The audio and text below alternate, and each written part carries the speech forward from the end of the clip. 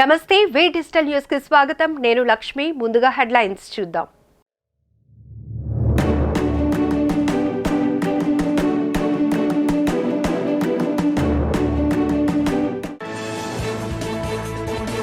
గిరి ప్రదక్షిణకు విస్తృతంగా ఏర్పాట్లు చేశామంటున్న జిల్లా కలెక్టర్ మల్లికార్జున్.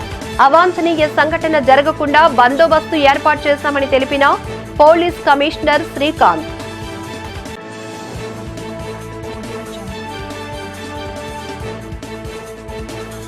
కేంద్ర రాష్ట్ర ప్రభుత్వాలు అనుసరిస్తున్న విధానాలపై విరుచుకుపడిన సిపిఎం నేత నరసింహారావు. ప్రభుత్వాలు ప్రజా సంక్షేమాన్ని విస్మరిస్తున్నాయని విమర్శ.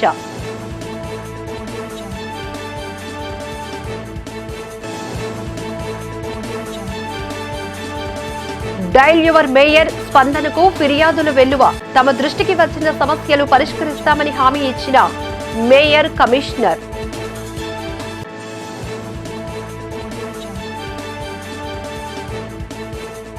ఘనంగా జరిగిన హాల్ హ్యాండ్స్ గ్లోబల్ వార్షికోత్సవ వేడుకలు. నిరుద్యోగులకు ఉపాధి కల్పించడం పట్ల హర్షం వ్యక్తం చేసిన రాష్ట్ర మంత్రి గుడివాడ అమర్నాథ్.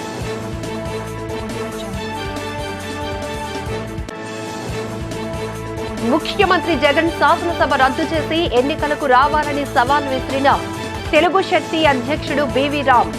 మాయమాటలతో ప్రజలను మోసగిస్తున్నారని ధ్వజం.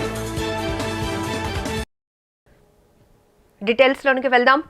సింహాచల గిరి ప్రదక్షిణకు భక్తులకు ఎటువంటి అసౌకర్యం కలగకుండా విస్తృతంగా ఏర్పాట్లు చేశామని జిల్లా కలెక్టర్ డాక్టర్ మల్లికార్జున్ తెలిపారు. జిల్లా కలెక్టరేట్లో జరిగిన మీడియా సమావేశంలో గిరి ప్రదక్షిణకు చేసిన ఏర్పాట్లను వివరించారు. గతంలో ఎన్నడూ లేని విధంగా భక్తుల సౌకర్యార్థం పెద్ద ఎత్తున ఏర్పాట్లు చేశామని చెప్పారు.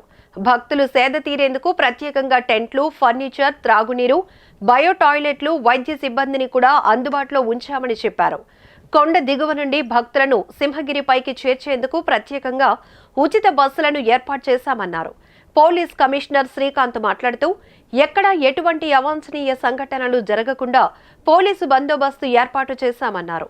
గిరి ప్రదక్షిణ చేసే భక్తుల కోసం ప్రత్యేకంగా ట్రాఫిక్ సిబ్బందిని నియమించామని తెలియజేశారు.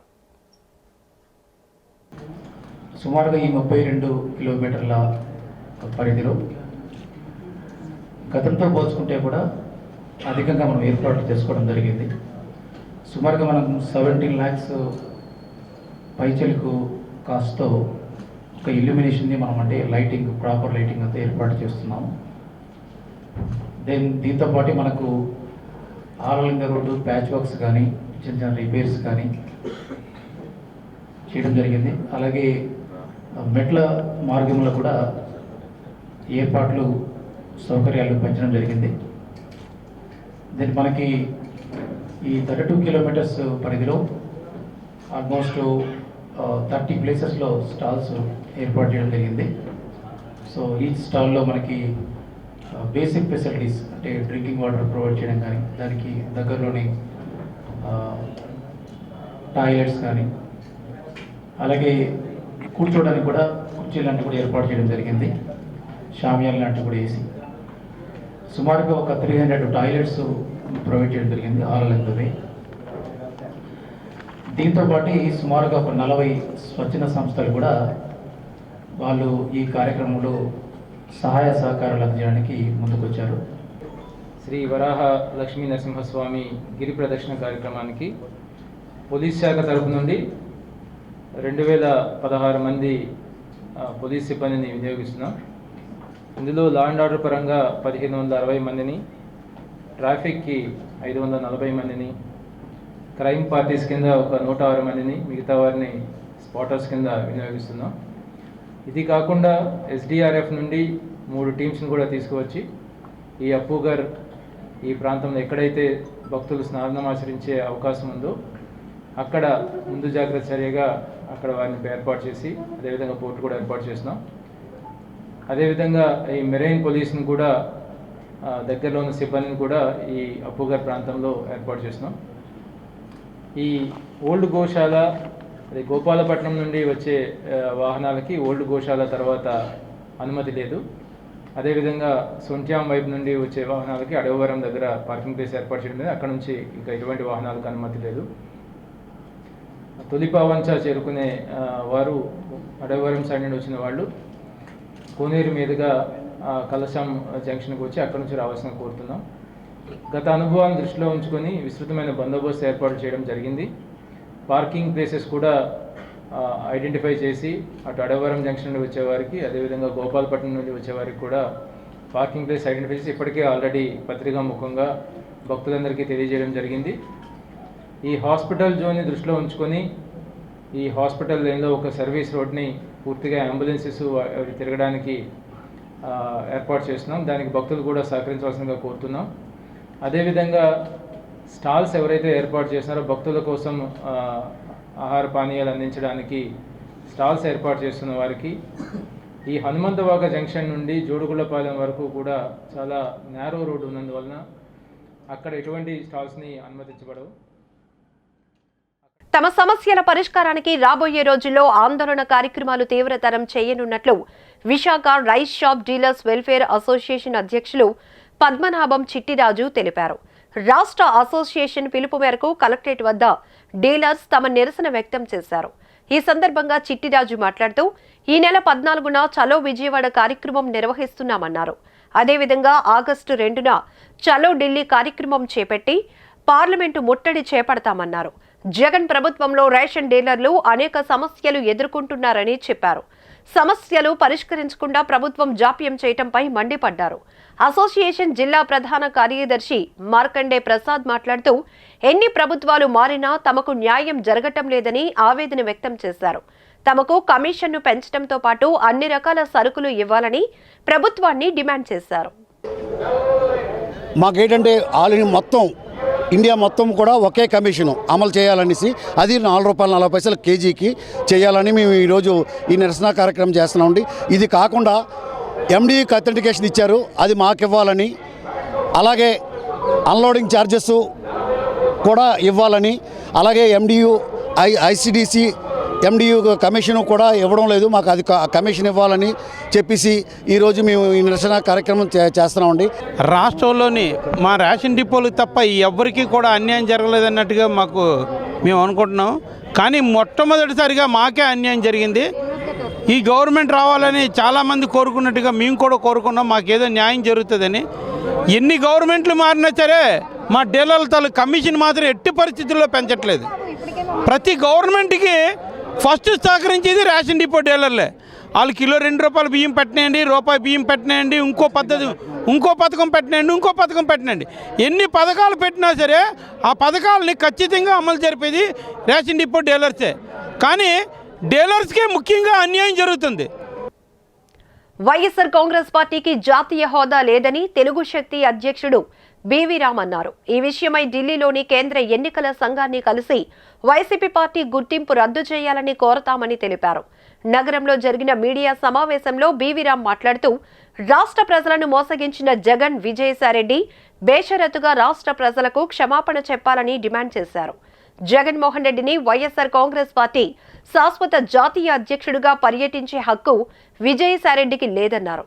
ముఖ్యమంత్రి వైఎస్ జగన్ విజయసాయిరెడ్డి మతిభ్రమించి వ్యవహరిస్తున్నారని విమర్శించారు. ఎన్నికల్లో 175 సీట్లు మావే అంటున్న జగన్ దమ్ముంటే శాసనసభను రద్దు చేసి ఎన్నికలకు రావాలని సవాల్ విసిరారు. మాయమాటలతో ప్రజలను వైసీపీ నేతలు మభ్యపెడుతున్నారని మండిపడ్డారు. ఎప్పుడు ఎన్నికలు జరిగినా వైఎస్ఆర్ కాంగ్రెస్ పార్టీకి ప్రజలు తగిన గుణపాఠం చెప్పటం ఖాయమని బివి రామ్ అన్నారు. అందరికీ నా ఉదయపూర్వ నమస్కారాలు.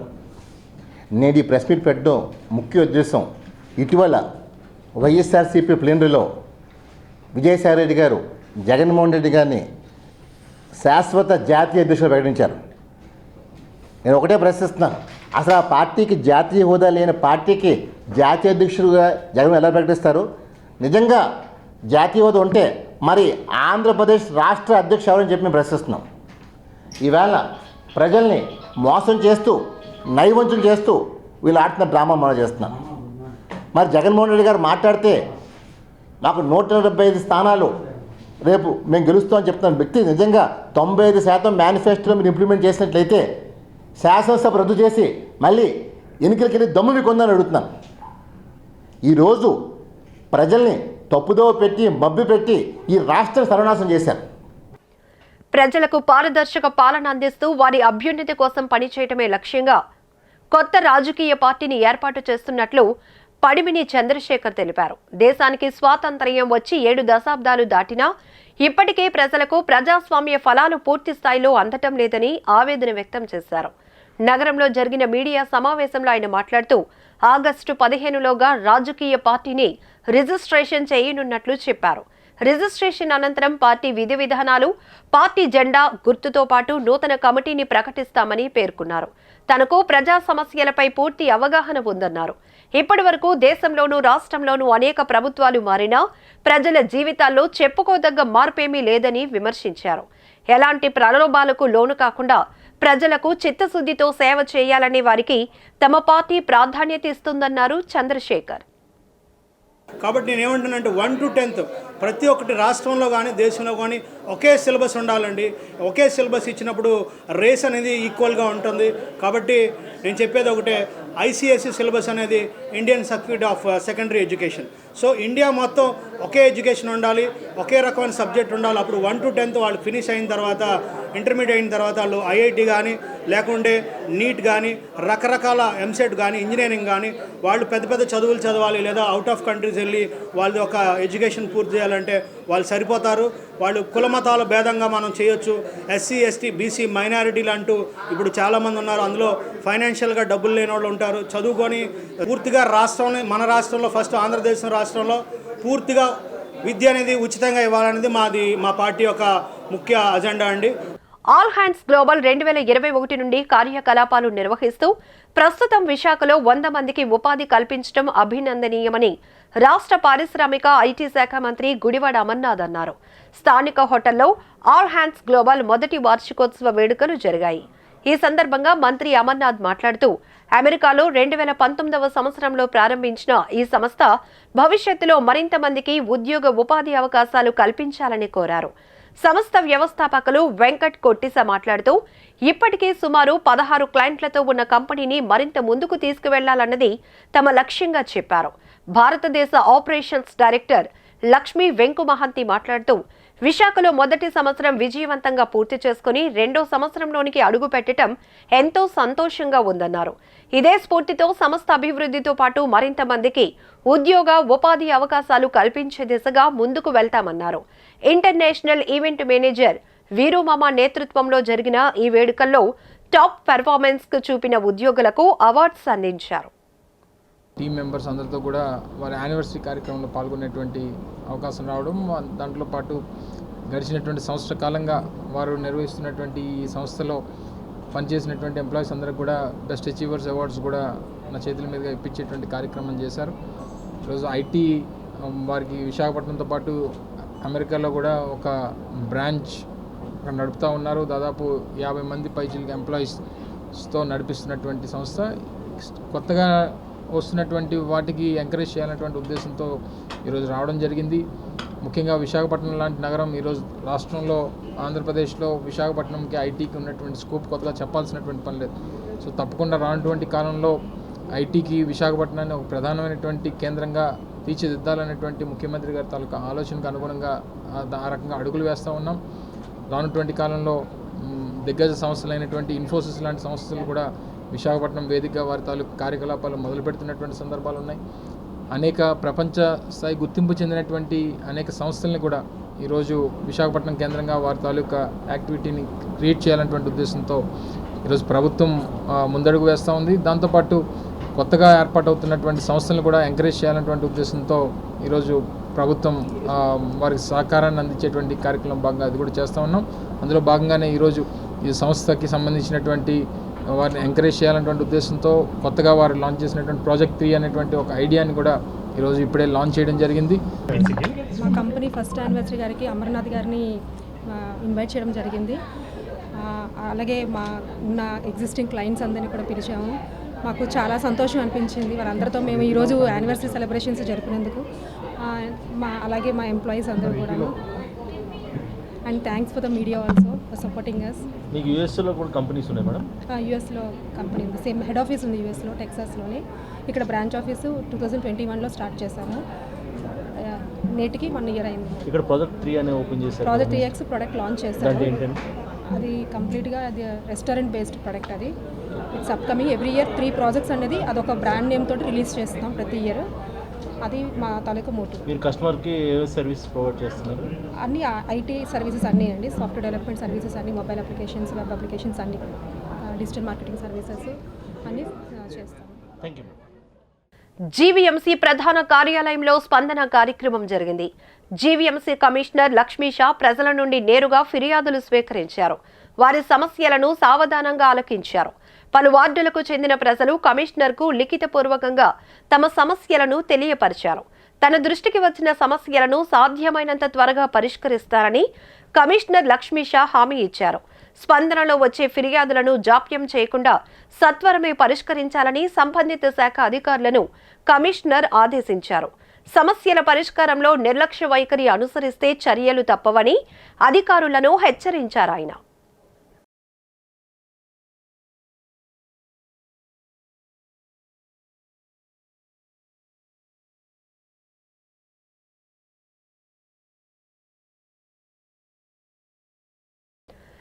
ఫీట్ రోడ్లో గల సూయజ్ ఫారంను వేరే ప్రాంతానికి తరలించాలని తాటిచెట్లపాలెం గణేష్ నగర్ కాలనీ అధ్యక్షుడు పలిశెట్టి అప్పన్న అధికారులను కోరారు. కలెక్టరేట్లో నిర్వహించిన స్పందన కార్యక్రమంలో సూయజ్ ఫారం తమ స్థానిక ప్రజలు ఎదుర్కొంటున్న సమస్యలను ఉన్నతాధికారుల దృష్టికి తీసుకెళ్లారు. ఈ సందర్భంగా పలిశెట్టి అప్పన్న మాట్లాడుతూ జనావాసాల మధ్య ఉన్న సూయజ్ ఫారం వల్ల స్థానిక ప్రజలు తీవ్ర ఇబ్బందులు ఎదుర్కొంటున్నారని చెప్పారు. తీవ్ర దుర్గంధం వెదజల్లుతోందన్నారు. ప్రజల ఇబ్బందులు దృష్టిలో పెట్టుకుని 80 ఫీట్ రోడ్లో ఉన్న సూయజ్ ఫారంను మరో ప్రాంతానికి తరలించాలని డిమాండ్ చేశారు. ఈ విషయంలో అధికారులు సానుకూలంగా స్పందిస్తారని అప్పన్న ఆశాభావం వ్యక్తం చేశారు. ఆల్పక్ష పార్టీ అని చెప్పి అందరూ కూడా అక్కడ పార్టీలతో పని లేకుండా స్వచ్ఛందంగా ప్రజలందరూ వచ్చారు. అప్పుడు ఉన్నటువంటి నాయకులు కేకే రాజు గారు కూడా వచ్చి సంబంధించిన అధికారులతో మాట్లాడి దాన్ని అప్పటికప్పుడు దాన్ని ఉపసంహరించేలాగా ప్రయత్నం చేశారు. సో దాన్ని మళ్ళీ గత 10 రోజుల నుంచి ఈ 40 తాలూకా వార్డుల తాలూకా చెత్తని మొత్తం కలెక్ట్ చేసి అక్కడ స్టోర్ చేస్తున్నారు. దాదాపు ఈ 15 గ్రామాలు కూడా పూర్తిగా కలుషితం, జబ్బు, డిండి, జ్వరాలు, అనేక రకాల రోగాలతో కుప్పకూలిపోతామని చెప్పి ప్రజలందరూ ఆందోళన చెందుతున్నారు. ఇప్పుడు ఈవేళ జిల్లా కలెక్టర్ గారికి దాని మీద ఒక కంప్లైంట్ ఇచ్చాం. అలాగే మున్సిపల్ కమిషనర్కి, అలాగే నగర మేయర్కి, నియోజకవర్గం ఎమ్మెల్యే గారికి కూడా దీని మీద స్పందించమని చెప్పి ఈ యొక్క 15 తాలూకు గ్రామాల తాలూకు బాధని ఒక లెటర్లో పొందుపరిచి వాళ్ళకి ఈరోజు ఇవ్వడం అనేది జరిగింది. ఈ తర్వాత తక్షణమే మా యొక్క 15 గ్రామాల తాలూకు ప్రజల తాలూకా బాధను అర్థం చేసుకొని ఆ యొక్క నిర్మాణాన్ని, ఆ చెత్త స్టోరేజ్ని పూర్తిగా ఉపసంహరించుకొని వేరే చోటకి ఎక్కడైనా బదిలించాలని మరీ కోరుకుంటున్నాం. కేంద్ర రాష్ట్ర ప్రభుత్వాలు అనుసరిస్తున్న విధానాలపై సిపిఎం రాష్ట్ర కార్యదర్శి వర్గ సభ్యులు సిహెచ్ నరసింహరావు తీవ్ర స్థాయిలో విరుచుకుపడ్డారు. ఇంటింటికి జనం కోసం సిపిఎం కార్యక్రమంలో భాగంగా కలెక్టరేట్ వద్ద మహాధర్నా నిర్వహించింది. ధర్నాను ఉద్దేశించి నరసింహరావు మాట్లాడుతూ కేంద్ర రాష్ట్ర ప్రభుత్వాలు ప్రజా సంక్షేమాన్ని పూర్తిగా విస్మరించాయన్నారు. 40 రోజులుగా ప్రజలను నేరుగా కలుసుకుని వారి సమస్యలు, అభిప్రాయాలు సేకరించామన్నారు. సమస్యలను రాష్ట్ర ప్రభుత్వం పరిష్కరించడంలో విఫలమైందని చెప్పారు. మోడీ సర్కార్ ప్రభుత్వ రంగ సంస్థలను ప్రైవేటు పరం చేయటంపై మండిపడ్డారు. స్టీల్ ప్లాంట్ను ప్రైవేటు పరం చేసేందుకు అదానీ, అంబానీలకు ప్రయోజనం చేకూరేలా కేంద్ర ప్రభుత్వం వ్యవహరిస్తోందని నరసింహరావు ఆరోపించారు. మహాధర్నాలో సిపిఎం నేతలు, ప్రజా సంఘాల నాయకులు పాల్గొన్నారు. సిపిఎం పార్టీ ప్రజల దగ్గరికి వెళ్ళి ప్రజా సమస్యలను సేకరించడం జరిగింది. ప్రజల్లో తీవ్ర వ్యతిరేకత ఉంది. ఈ ప్రభుత్వం ఫ్లాప్ అయిందని చెబుతున్నారు. ప్రభుత్వం ప్రజా సమస్యలు పట్టించుకోవడం లేదు. ఎక్కడికి వెళ్ళాలో కూడా అర్థం కానిటువంటి పరిస్థితి అనేది ఉంది. అందువల్ల రోడ్లు లేవు. వర్షాకాలంలో కాలనీలు మునిగిపోయాయి. కొండల మీద కరెంట్ లేదు. అలాగే పైనుంచి రాళ్ళు పడతాయని వర్షాకాలంలో కొండల మీద ఉండేవాళ్ళు ప్రజలు భయభ్రాంతులుగా ఉన్నారు. ధరలు విపరీతంగా పెరిగాయి. పెట్రోల్, డీజిల్, గ్యాస్ ధరలు పెరగడంతో అన్ని వస్తువుల ధరలు పెరిగాయి. ప్రభుత్వం వాటిని, కేంద్ర ప్రభుత్వం యొక్క విధానాలకు విద్యుత్ ఛార్జీలు విపరీతంగా పెరిగాయి. విద్యుత్ ఛార్జీలు అరికట్టలేనటువంటి పరిస్థితిలో ఈరోజు కేంద్రానికి, అదానికి మొత్తం రాష్ట్రంలో ఉన్న విద్యుత్ అంతా అప్పచెప్పబోతా ఉంది. అందువల్ల విద్యుత్ ఛార్జీలు మరింత పెరుగుతాయి. రాబోయే రోజుల్లో. కానీ కేంద్రాన్ని బీజేపీని అడిగే దమ్ము లేనందువల్ల విశాఖ స్టీల్ ప్లాంట్ లాంటి భారీ పరిశ్రమలు దక్షిణ కొరియా పోస్కో అనే చిన్న దేశానికి అప్పుచెప్పబోతూ ఉన్నారు. దీనికి వ్యతిరేకంగా పోరాటం జరుగుతుంది. అందుకని పోరాటమే మార్గం. పోరాటం ద్వారా ప్రజల యొక్క హక్కులను సాధించుకోవడానికి మా రాబోయే కాలంలో మా పోరాటాలను ఉధృతం చేస్తాం. చెరువు గట్టుపై సాగుతున్న అక్రమ నిర్మాణాలపై ఫిర్యాదులు చేసిన రెవెన్యూ అధికారులు పట్టించుకోకపోవడంపై నేషనల్ హ్యూమన్ రైట్స్ కౌన్సిల్ ప్రతినిధి డాక్టర్ బి సంపత్ కుమార్ మండిపడ్డారు. వైసీపీ నేతలు దొడ్డి కిరణ్, మురళి అండదండలతో 3 అంతస్తుల భవన నిర్మాణం జరుగుతోందన్నారు. చెరువు గట్టుపై సాగుతున్న అక్రమ నిర్మాణాలపై స్పందనలో జిల్లా కలెక్టర్కు ఫిర్యాదు చేశారు. అనంతరం ఆయన మాట్లాడుతూ ఇరిగేషన్ ప్రాజెక్టుకు సంబంధించిన చెరువు కబ్జా గురవుతున్న రెవెన్యూ అధికారులు చర్యలు తీసుకోకపోవడంపై విస్మయం వ్యక్తం చేశారు.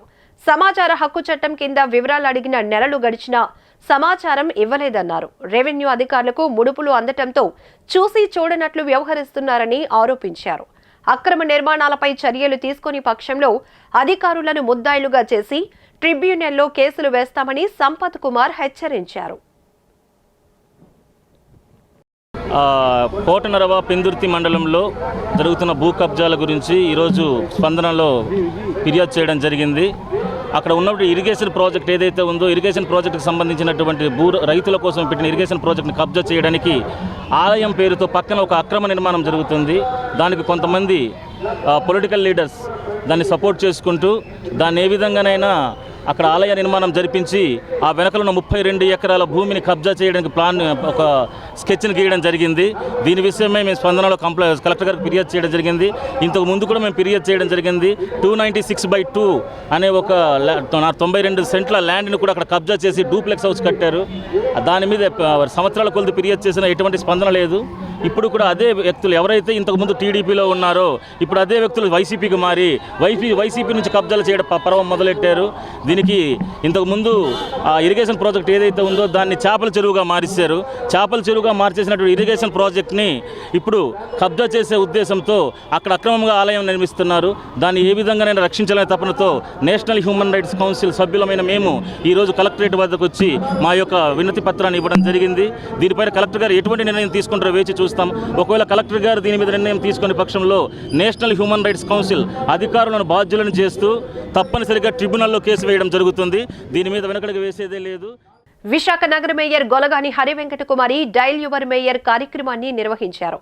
జీవీఎంసీ ప్రధాన కార్యాలయంలో నిర్వహించిన కార్యక్రమానికి నగర ప్రజలు ఫోన్ చేసి తమ సమస్యలు విన్నవించుకున్నారు. ప్రజల నుండి ఫిర్యాదులు, సమస్యలను మేయర్ ఫోన్ ద్వారా తెలుసుకుని వాటి పరిష్కారానికి చర్యలు చేపడతామని హామీ ఇచ్చారు. ప్రధానంగా అధ్వానంగా ఉన్న రహదారులు, డ్రైనేజీ, పలుచోట్ల సాగుతున్న అక్రమ నిర్మాణాలపై ప్రజలు మేయర్కు ఫిర్యాదు చేశారు. ప్రజల నుండి తనకు అందిన ఫిర్యాదులను పరిష్కరించేందుకు చర్యలు తీసుకోవాలని మేయర్ హరివెంకట కుమారి అధికారులను ఆదేశించారు.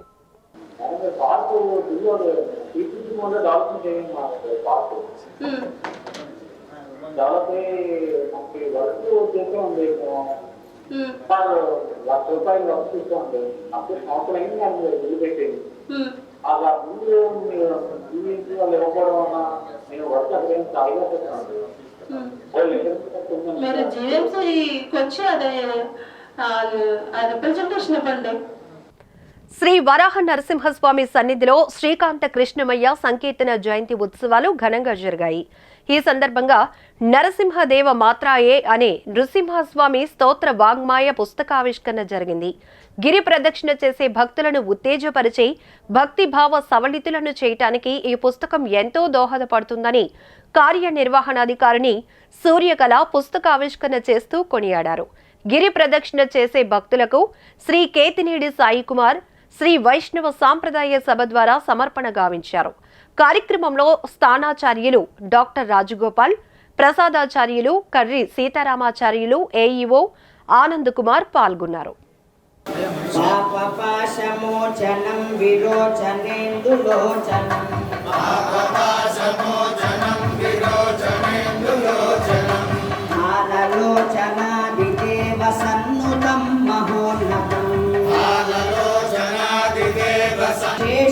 శేషతల్పశాయినం మనోరథ ప్రదాయినం శేషతల్పశాయినం మనోరథ ప్రదాయినం సింహశైలమందిరం నృసింహదేవమాశ్రయే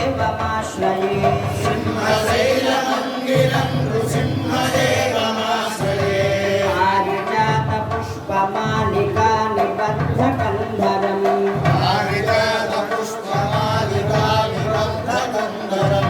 పారిజాత బంధుకోటి తేజసం విరాజసం. వర్షాలు కురుస్తున్నందున నగరంలోని కొండవాలు ప్రాంతాల్లో నివసిస్తున్న ప్రజలకు రక్షణ చర్యలు చేపట్టాలని జేడీ ఫౌండేషన్ కన్వీనర్ ప్రియాంకరావు అధికారులను డిమాండ్ చేశారు. జీవీఎంసీ ప్రధాన కార్యాలయంలో జరిగిన స్పందన కార్యక్రమంలో కొండవాలు ప్రాంత ప్రజలకు ఎటువంటి హాని జరగకుండా చర్యలు చేపట్టాలని కోరుతూ కమిషనర్కు వినతి పత్రం అందజేశారు. ఈ సందర్భంగా ప్రియాంకరావు మాట్లాడుతూ వర్షాలు కురుస్తున్నందున కొండవాలు ప్రాంతాల్లో నివసిస్తున్న ప్రజలు బిక్కుబిక్కుమంటూ జీవనం సాగిస్తున్నారని తెలిపారు. హనుమంతువాక జంక్షన్లో గల గణేష్ నగర్లోని కొండపల్లి ప్రాంతంలో నివసిస్తున్న ప్రజలు ఎప్పుడేం జరుగుతుందో అనే భయంతో కాలం వెళ్లదీస్తున్నారన్నారు. జీవీఎంసీ అధికారులు తక్షణమే కొండవాలు ప్రాంతాల ప్రజలకు ఈ వర్షాకాలంలో ఎటువంటి ప్రమాదాలు జరగకుండా రక్షణ చర్యలు చేపట్టాలని కోరారు. పువర్ స్ట్రీట్ లైట్స్, పైకి వెళ్ళే దారి కూడా, రోడ్స్ కూడా బాగాలేవని, ఆ స్టెప్స్ కూడా చాలా స్టీప్గా ఉన్నాయని కూడా వాళ్ళు చెప్పడం జరిగింది. అలాగే పెస్ట్ సమస్యలు, వర్షాకాలం అయితే డ్రైనేజ్ సమస్యలు కూడా ఉన్నాయని వాళ్ళు చెప్పడం జరిగింది. అదే కాకుండా ముఖ్యంగా వాళ్ళు మాకు చెప్పింది ఏంటంటే, అక్కడ ఒక ప్రైవేట్ వ్యక్తి ఒక కన్స్ట్రక్షన్ చేయడం జరిగింది. ఇప్పుడు ఆ కన్స్ట్రక్షన్ చేయడం, ఆ కన్స్ట్రక్షన్ ఎక్కడైతే తవ్వేసి ఉన్న స్థలం ఉందో అది ఒక కొండకు ఆనుకొని ఉండడం వల్ల ఇన్ కేస్ ఈ వర్షాకాలం కాబట్టి వర్షాలు వచ్చినప్పుడు ల్యాండ్ స్లైడ్స్ వచ్చి పైన ఉన్న ఇళ్ళు కిందకి కొట్టుకొచ్చేసే ప్రమాదం ఉంది.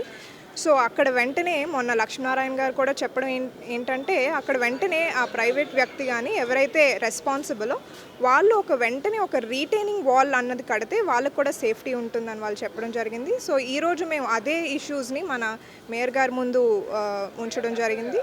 ఆమె కూడా మాకు ప్రామిస్ చేశారు that she will revert to it as soon as possible అని. Thank you.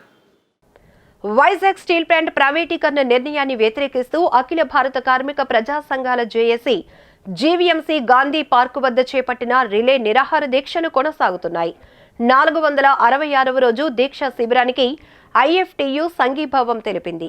ఈ సందర్భంగా యూనియన్ నాయకులు వెంకటేశ్వర్లు మాట్లాడారు. ఆంధ్రప్రదేశ్లో అతిపెద్ద ప్రభుత్వ రంగ పరిశ్రమ వైజాగ్ స్టీల్ ప్లాంట్ అని, రాష్ట్రానికే వెన్నెముక లాంటి ఈ సంస్థను ప్రైవేటు పరం చేయాలని నిర్ణయించడం అత్యంత దుర్మార్గమన్నారు. మోడీ ప్రభుత్వం తక్షణమే ఈ నిర్ణయాన్ని ఉపసంహరించుకోవాలని డిమాండ్ చేశారు. స్టీల్ ప్లాంట్ను యథావిధిగా ప్రభుత్వ రంగంలోనే కొనసాగించాలని, లేకపోతే జనాగ్రహానికి గురికాక తప్పదని హెచ్చరించారు. 460 రోజులు ఇప్పుడు ఇక్కడ ఉన్నటువంటి శిబిరానికి అయినప్పటికీ, అదేవిధంగా విశాఖ స్టీల్ ప్లాంట్ దగ్గర ఉన్నటువంటి ఆ శిబిరానికి కూడా దగ్గర 515 రోజులు 16 రోజులు అవుతున్నప్పుడు కూడా కేంద్ర ప్రభుత్వం తన మొండి దగ్గర నిలబడి ప్రైవేటీకరణని చేయడానికి నిలుపుదల చేయకుండా ప్రైవేటీకరణ సంబంధించినటువంటి చర్యలను మరింత వేగవంతం చేస్తూ ఉంది. దానిలో భాగంగా అత్యంత దుర్మార్గంగా, కుట్రపూరితంగా స్టీల్ ప్లాంట్కి సరఫరా చేసేటువంటి రైల్వే వ్యాగన్లని తగిన రైల్వే వ్యాగన్లను ఏర్పాటు చేయకుండా, ర్యాకులను ఏర్పాటు చేయకుండా ఈరోజు బొగ్గు కొరతని సృష్టించిన పరిస్థితి ఏర్పడింది. ఆ కారణంగా 3 బ్లాస్ట్ ఫర్నేస్ స్థానంలో 1 బ్లాస్ట్ ఫర్నేస్ మాత్రమే పనిచేసేటువంటి పరిస్థితిని కల్పించింది. ఆ కారణంగా ఉత్పత్తి మూడవ పడిపోయిన ప్రమాదం ఏర్పడింది. తద్వారా స్టీల్ ప్లాంట్ని నష్టాల్లోకి నెట్టేందుకు ఒక కుట్ర చేయాలి కేంద్ర ప్రభుత్వం చేస్తూ ఉంది. కాబట్టి కేంద్ర ప్రభుత్వం కుట్రపూరిత చర్యలను వెంటనే రైల్వే వ్యాగనని యుద్ధ ప్రాతిపదికన ఏర్పాటు చేసి. వార్తలు ముగించే ముందు హెడ్లైన్స్ మరొకసారి చూద్దాం.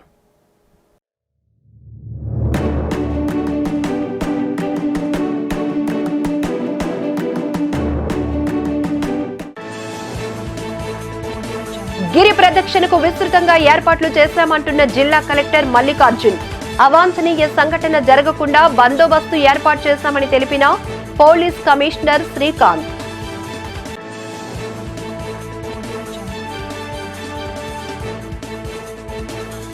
కేంద్ర రాష్ట్ర ప్రభుత్వాలు అనుసరిస్తున్న విధానాలపై విరుచుకుపడిన సిపిఎం నేత నరసింహారావు. ప్రభుత్వాలు ప్రజా సంక్షేమాన్ని విస్మరిస్తున్నాయని విమర్శ.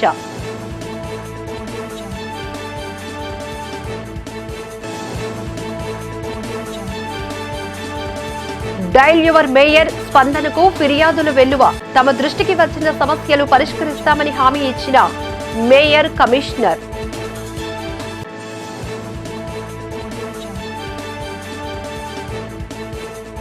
ఘనంగా జరిగిన హాల్ హ్యాండ్స్ గ్లోబల్ వార్షికోత్సవ వేడుకలు. నిరుద్యోగులకు ఉపాధి కల్పించడం పట్ల హర్షం వ్యక్తం చేసిన రాష్ట్ర మంత్రి గుడివాడ అమర్నాథ్.